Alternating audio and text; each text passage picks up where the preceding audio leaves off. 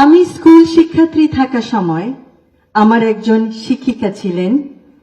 তার শিশুকন্যাকে বাসায় একা রেখে তিনি প্রাইভেট টিউশন শিক্ষকতা করতে যেতেন স্কুল আওয়ার্সের পরে।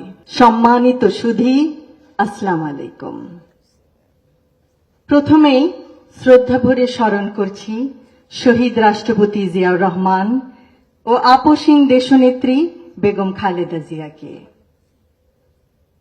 বাংলাদেশের মোট জনসংখ্যার 50.58% নারী, প্রায় 90.42 মিলিয়ন। মোট জনসংখ্যার 28.36% এর বয়স 0 থেকে 14 বছরের মধ্যে।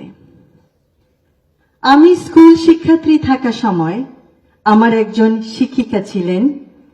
তার শিশুকন্যাকে বাসায় একা রেখে তিনি প্রাইভেট টিউশন শিক্ষকতা করতে যেতেন স্কুল আওয়ার্সের পরে। শিশুটি অত্যন্ত বিরল ছিল। সে হয়তো নিজেই নিজের খেয়াল নিত। একদিন মিসকে আমরা আমাদের যানবাহনে তার বাসায় পৌঁছাতে যাই। আমার এখনো মনে পড়ে সেই শিশুটির চোখ যখন সে জানালার গ্রিল ভেদ করে আমাদের দেখতে চাইছিল। দেখছিল তার পরম প্রিয় মা তার জরুরি কাজ সেরে ঘরে ফিরছেন কিনা। শতক্লান্ত হলেও তিনি আদরে সযত্নে শিশুকে কাছে টেনে নেবেন। দিবা পরিচর্যা কেন্দ্রবিহীন স্থানগুলিতে এটি বাস্তবতা। হয়তো পরিস্থিতির কিছুটা উন্নতি হয়েছে, কিন্তু সংসারের খরচ চালাতে হিমশিম চাকুরিরতা মা এক্ষেত্রে নিরুপায়।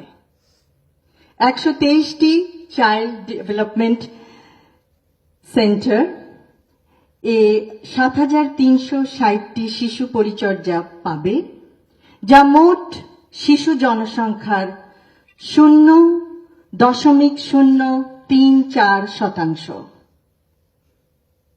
নিষ্ঠা ও প্রত্যয় থাকা সত্ত্বেও মা যেমন নিশ্চিন্তে কাজে মনোযোগ দিতে পারবেন না, তেমনিভাবে শিশুটিও আর্লি চাইল্ডহুডের জন্য প্রয়োজনীয় অনেক অ্যাক্টিভিটি থেকে বঞ্চিত।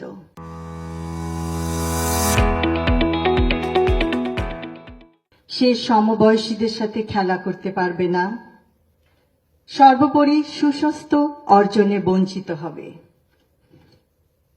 ছোট্ট মেয়েটি পরে উন্নত চিকিৎসা পেয়েছে, কারণ সে মানসিকভাবে একটু বিপর্যস্ত ছিল। পরে উচ্চতর শিক্ষা লাভ করে সে এখন প্রতিষ্ঠিত। কিন্তু শৈশবের এই স্মৃতি নিশ্চয়ই তার জন্য ভয়াবহ।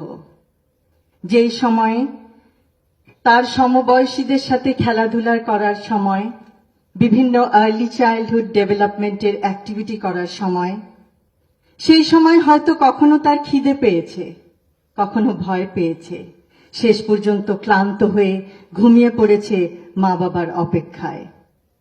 ইনশাআল্লাহ মানসম্মত সার্বজনীন প্রাক প্রাথমিক শিক্ষার সুযোগ আর্লি চাইল্ডহুড ডেভেলপমেন্ট করার মাধ্যমে শিশুর জ্ঞান ভিত্তিক ও সামাজিক বিকাশ শক্ত ভিত্তির উপর গড়ে উঠবে।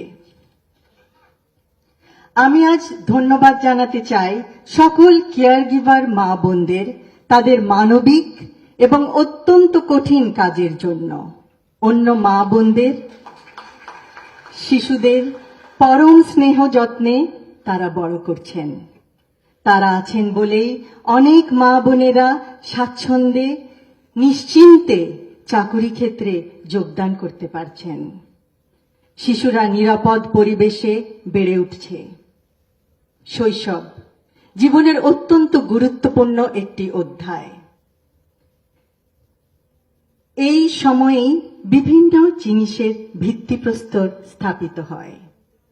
দিবা পরিচর্যা কেন্দ্র শুধু নিরাপদে থাকার স্থান নয়, দেশের ভবিষ্যৎ গড়ার সহায়ক। কেয়ার গিভার্স, আপনারা একই সাথে দুটি কাজ করছেন। বাংলাদেশের ভবিষ্যতের ভিত্তিপ্রস্তর স্থাপন করতে সহায়তা করছেন।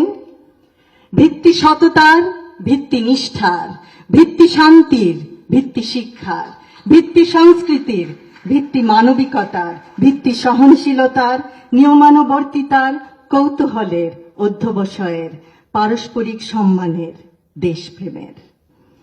বিরাট নারী জনসংখ্যাকে বেকারত্বের বোঝা থেকে পরিত্রাণ দিচ্ছেন। পরিশেষে এই সুন্দর, সুপরিচালিত, সুপরিকল্পিত দিবা যত্ন কেন্দ্র পরিদর্শনের জন্য এবং কেয়ার গিভারদের সাথে সাক্ষাতের জন্য আমন্ত্রণ করায় সমাজ কল্যাণ, মহিলা ও শিশু বিষয়ক মন্ত্রণালয়কে বিশেষ ধন্যবাদ জানাচ্ছি। শিশুর প্রারম্ভিক যত্ন ও বিকাশের সেবা যত্ন কেন্দ্র সারা বাংলাদেশে ছড়িয়ে পড়ুক। সকলকে ধন্যবাদ। আল্লাহ হাফেজ।